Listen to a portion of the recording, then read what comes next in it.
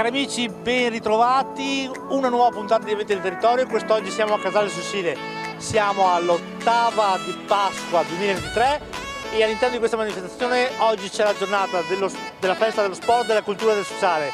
Ai nostri microfoni il carissimo amico Gianni Barbazza, che è il vicepresidente dell'associazione Festeggiamenti Parrocchiali di Casale Sossile. Ben ritrovato Gianni, è un piacere essere qui con te. Grazie, grazie a tutti voi. Che dire, si riparte alla grandissima con questa bellissima manifestazione culturale, sociale e sportiva. Sì, siamo ripartiti dopo qualche anno di stop dovuto alla pandemia, eccetera. Siamo ripartiti, questa è la 12ª edizione.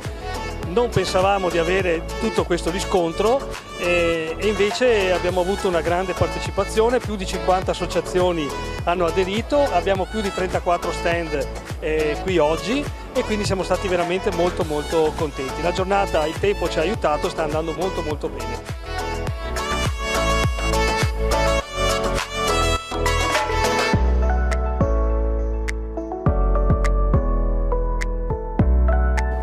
Il mio fondatore Hironori Otsuka diceva: karate ni gente nasci, karate non è un mezzo di offesa ma è un mezzo di difesa. Il kata inizia sempre con una parata, questo vuol dire che abbiamo ricevuto un attacco.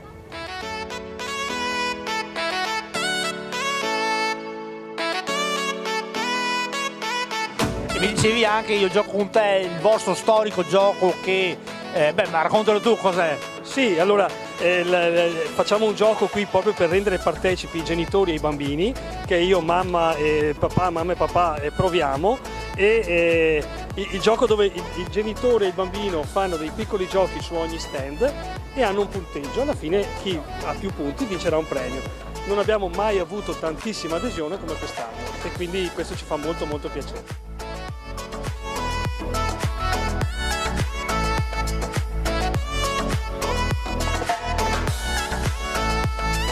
Come gioco abbiamo portato una macchina che lavorava i bacchi da seta.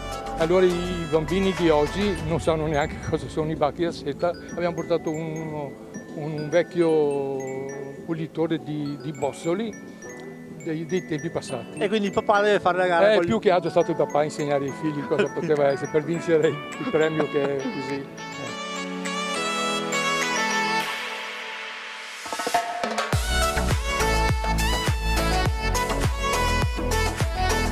Lo scopo di questa giornata è proprio quello di rendere visibile il lavoro a volte nascosto di queste associazioni, perché mentre le associazioni sportive, quelle più grandi, hanno visibilità, quelle più piccole spesso non sono conosciute.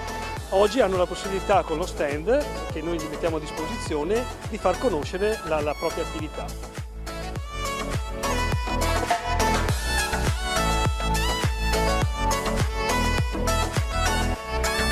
Certo, per donare il sangue bastano semplicemente 3 requisiti: basta avere meno di 65 anni, essere in buona salute, avere più di 18 anni e pesare più di 50 kg.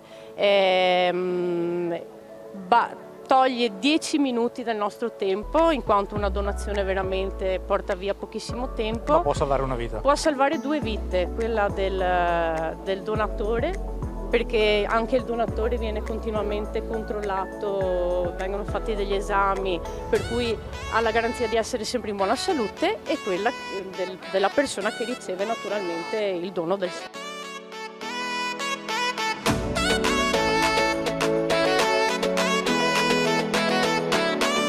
Di creare un'occasione per tutti i genitori di giocare gratuitamente, così ogni associazione del territorio si presenta, ogni associazione crea uno stand qui alle mie spalle e crea l'occasione proprio per ciascuno di trovare un modo di presentarsi e farsi conoscere nelle proprie attività. Allora io gioco, però con te, mai da solo, insieme. E questo è un senso cristiano prezioso. Allora dove ciascuno, l'ho invitati proprio fin dall'inizio tutti quanti, a dire mi metto in gioco, partecipo pienamente a questa attività. Seconda caratteristica è quella della gratuità e della gioia di compiere opere buone e di farle fino in fondo, proprio perché qui è tutto a base di volontariato, una gioia proprio di ritrovarsi insieme, proprio così nella spontaneità. E credo che questi valori come comunità cristiana sono preziosissimi.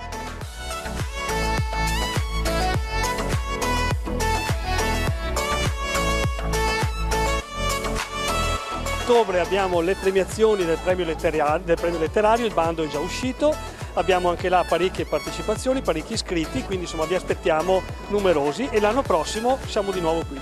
Grazie mille Grazie e a voi. buona continuazione. Grazie.